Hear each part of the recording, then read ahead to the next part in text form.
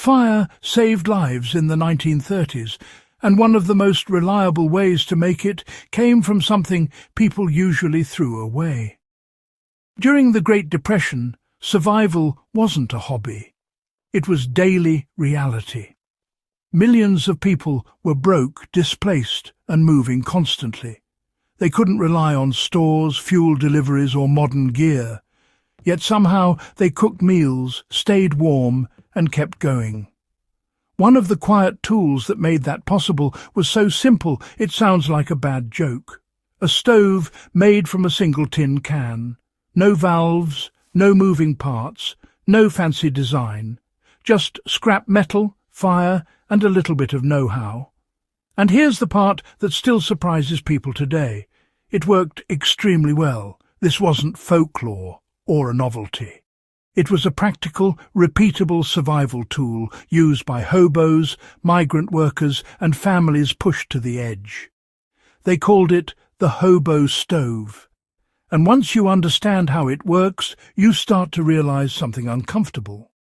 We may have forgotten more about survival than we've learned. Why simple mattered in the 1930s? The 1930s stripped life down to essentials. When money disappeared, complexity became a liability. Anything that required specialized parts, precise fuel, or factory support was useless. What people needed were tools that could be built anywhere, repaired instantly, and fueled with whatever was lying around. The hobo stove fit that reality perfectly. It was born along rail lines, in camps, and behind abandoned buildings. People didn't have the luxury of planning for survival. They adapted in real time.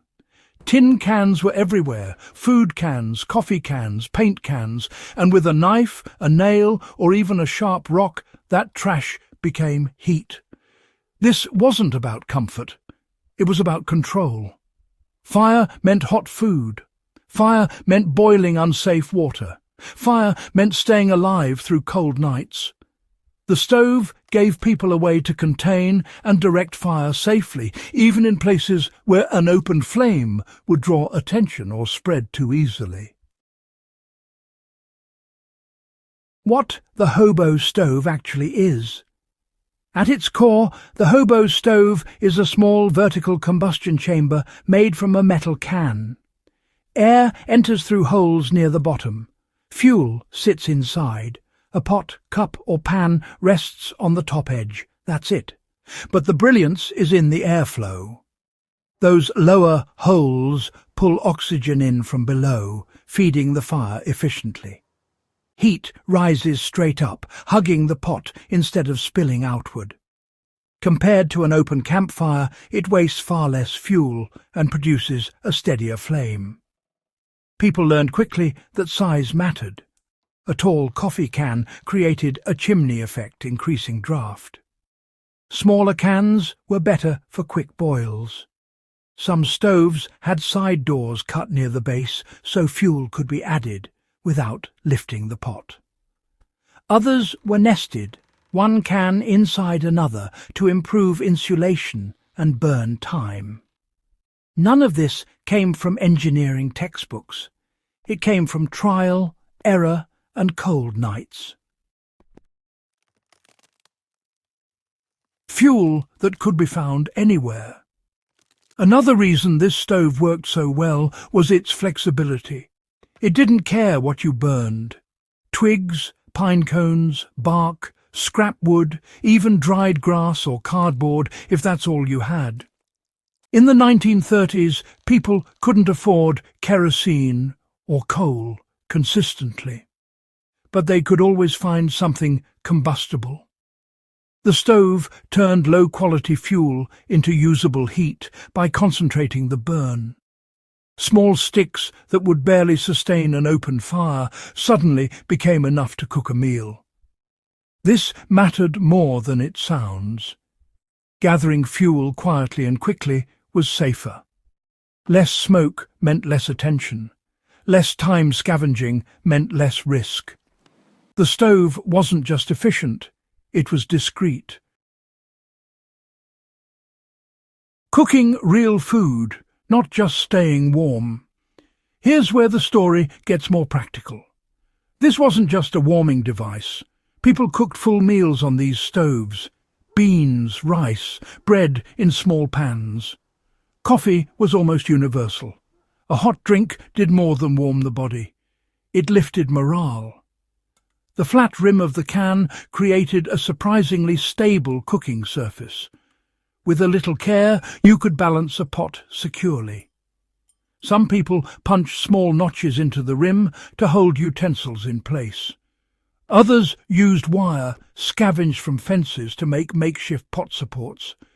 The key was control. You could feed the fire slowly or aggressively. You could snuff it out by blocking airflow. Try doing that with an open campfire without wasting fuel. Why it shouldn't work, but does. On paper, this stove sounds too crude to be reliable. Thin metal, no insulation, no regulator, and yet it performs better than many modern portable stoves in one critical way. It matches the environment it's used in. It doesn't fight scarcity. It embraces it. Instead of demanding specific fuel or conditions, it adapts to what's available. That's why it worked during the Great Depression. And that's why it still works today. Modern survival gear often assumes a supply chain. Replacement parts, purchase fuel, clean conditions. The hobo stove assumes none of that. If you have fire and scrap metal, you're back in business. This is the kind of design that only emerges when failure isn't an option. Lessons. Modern survivalists keep rediscovering. Today, bushcrafters and emergency planners keep rediscovering this stove under new names. Can stove, DIY wood stove, emergency cooker.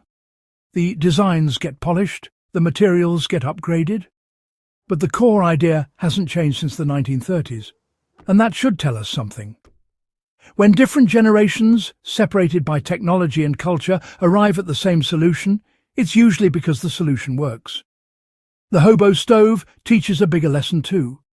Survival isn't about owning the best gear, it's about understanding principles. Airflow, fuel efficiency, heat direction.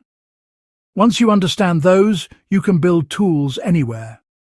That mindset is what kept people alive when systems collapsed.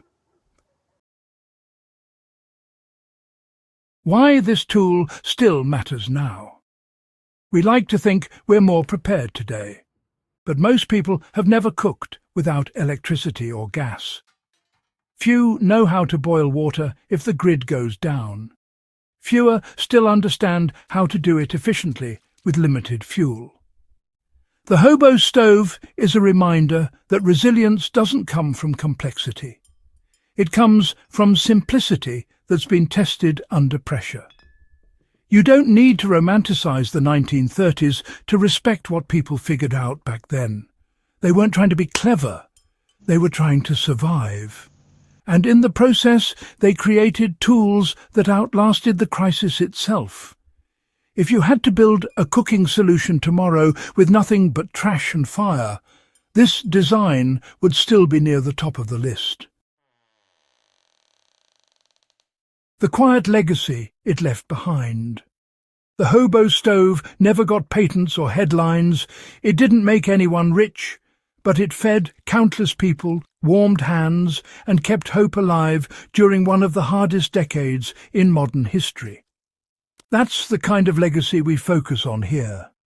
Not flashy inventions, not myths, just practical knowledge that proved itself when it mattered most.